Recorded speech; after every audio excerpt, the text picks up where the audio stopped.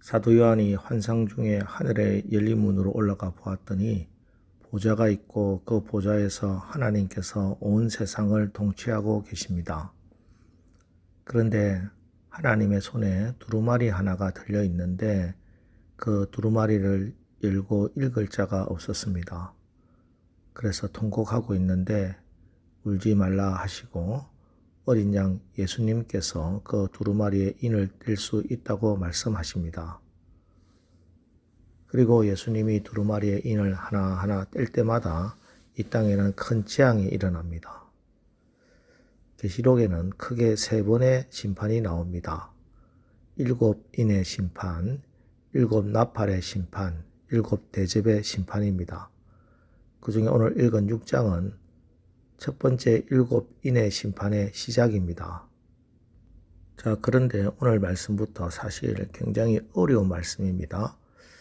이 여러 가지 환상으로 보여주시는 상징과 모습들을 어떻게 해석하느냐에 따라서 우리가 무엇을 깨닫고 결단할 것인가가 달라지기 때문입니다. 첫 번째 인을 떼자 2절 이에 내가 보니 흰 말이 있는데 그 탄자가 활을 가졌고 면류관을 받고 나아가서 이기고 또 이기려고 하더라. 여기 흰 말을 탄 자가 누구냐 하는 것에 대해서 학자마다 책마다 다르게 주장하고 있습니다. 어떤 학자들은 이 흰 말을 탄 자를 우리 주님으로 해석하고 있는데 새벽 시간에 다 살펴보지는 않겠습니다만 오히려 예수님을 가정한 적 그리스도라고 보는 것이 타당합니다. 자, 이런 전제를 갖고 6장을 보도록 하겠습니다. 그렇습니다. 말세를 사는 우리의 싸움은 말세의 가장 큰 재난의 원인은 정치나 경제가 아니라 진리입니다. 지금은 진리에 대한 싸움이 치열한 말세의 지말입니다.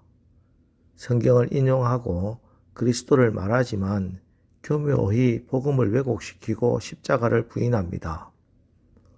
특별히 오늘 흰말을 단 적 그리스도가 활을 가지고 불화살로 우리를 공격하고 있다는 사실에 주목하십시오. 먼저 이 화살은 우리의 마음에 파고 들어오는 의심을 말합니다. 지금까지 믿어오던 하나님의 말씀을 의심하게 합니다. 하나님의 사랑을 의심하게 합니다. 신앙이 해이해질 때 그 틈을 타고 이 의심의 불화살이 날아듭니다. 대표적으로 환경이라는 활 시위에 의심의 불화살을 날려보내기도 합니다. 소망이 끊어진 것 같은 환경 속에서 사단은 우리에게 속삭입니다. 야, 이처럼 소망이 끊어진 절망의 벽에 둘러싸여 있는 환경이 보이지 않느냐? 그래도 네가 여전히 그 하나님을 의지하겠느냐? 이렇게 우리에게 불화살을 날려보냅니다. 또 이 불화살은 유혹을 의미하기도 합니다. 이 화살에 맞으면 하나님을 사랑하던 마음을 정욕으로 불타오르게 합니다. 하나님의 말씀이 아닌 육체의 정욕이 우리의 마음을 지배하게 됩니다. 그리고 서서히 영적으로 싸늘한 시체로 변해갑니다. 이 불화살을 막는 무기는 에베소서 6장 16절 모든 것 위에 믿음의 방패를 가지고 이로써 능히 악한 자의 모든 불화살을 소멸하고 바로 믿음의 방패입니다. 마귀의 의심과 유혹의 불화살을 막고 견뎌낼 인간은 없습니다.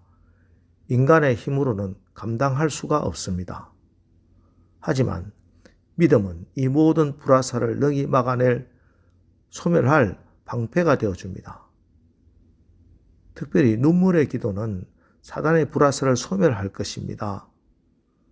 비방의 불화살, 거짓의 불화살, 이 모든 불화살이 불붙지 않게 하고 번지지 않게 하는 것은 믿음으로 드리는 눈물의 기도입니다.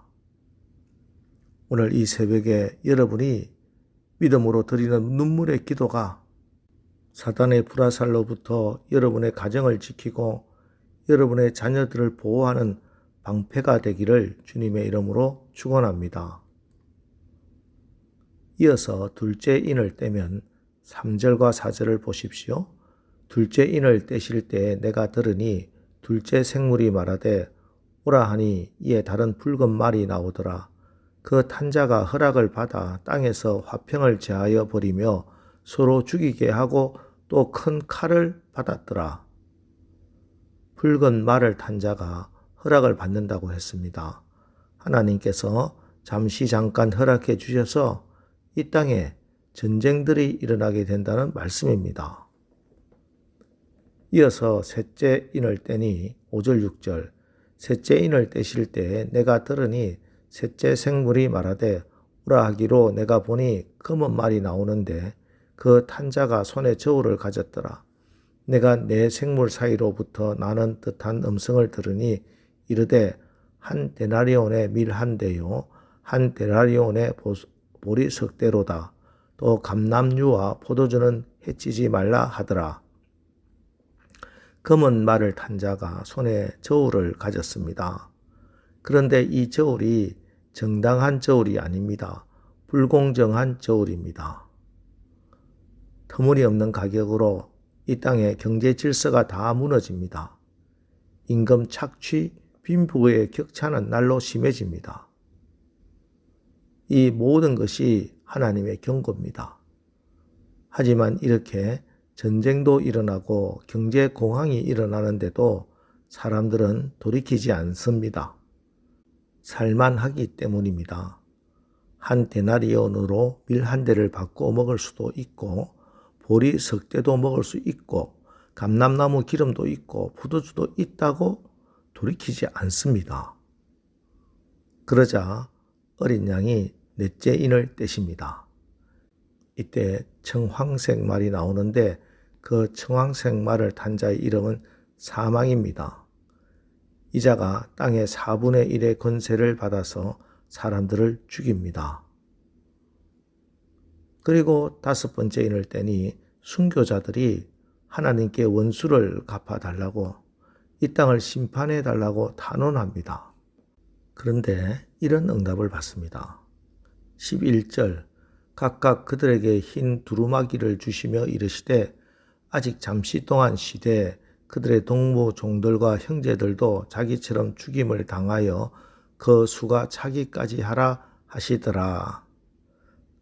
아직 때가 이르지 아니하였다. 더 많은 순교의 피를 흘리고 나서야 이 땅을 심판하겠다고 응답하십니다. 이것은 하나님께서 이 땅에 한 사람이라도 더 돌아올 때까지, 한 영혼이라도 구원받을 때까지 하나님은 그때까지 참고 인내하고 기다리시겠다는 말씀입니다. 그리고 여섯 번째 인을 떼니 하늘과 상과 섬이 떠나가고 교만한 세상의 권력가들이 고통을 받게 됩니다. 자, 이 말씀들 오늘 새벽에 다 살펴볼 수는 없습니다. 그리고 이 말씀들이 시간적으로 이런 순서대로 재앙이 임하는 것도 아닙니다. 분명한 것은 마지막 때가 가까울수록 악한 사단의 공격은 극심해지고 우리가 믿음을 지키기가 힘든 영적 전쟁이 극심한 환경이 된다는 것입니다. 그리고 지금이 바로 그때입니다. 자, 그러므로 오늘 하루도 마지막 때가 정말 가까웠다는 긴장감을 가지고 정신을 차리고 깨어서 기도하며 진리의 말씀 위에 내 믿음을 굳건하게 해서 영적 군사로 복음을 위해 힘써 싸워 승리하시기를 주님의 이름으로 축원합니다. 기도하겠습니다. 하나님, 마지막 때가 가까웠습니다. 곳곳에 악한 영들이 그리스도를 가장하고 진리를 가장하여 우는 사자처럼 삼킬 자를 찾고 있습니다. 이때 하나님이 다스리는 하나님 나라를 사모하며 믿음으로 기도하는 저희들 가운데 성령께서 온전히 임하시고 또 우리를 지키시고 다스려 주옵소서. 우리가 진리 되신 예수 그리스도 안에 거하게 하옵소서. 진리 가운데 행하게 하옵소서.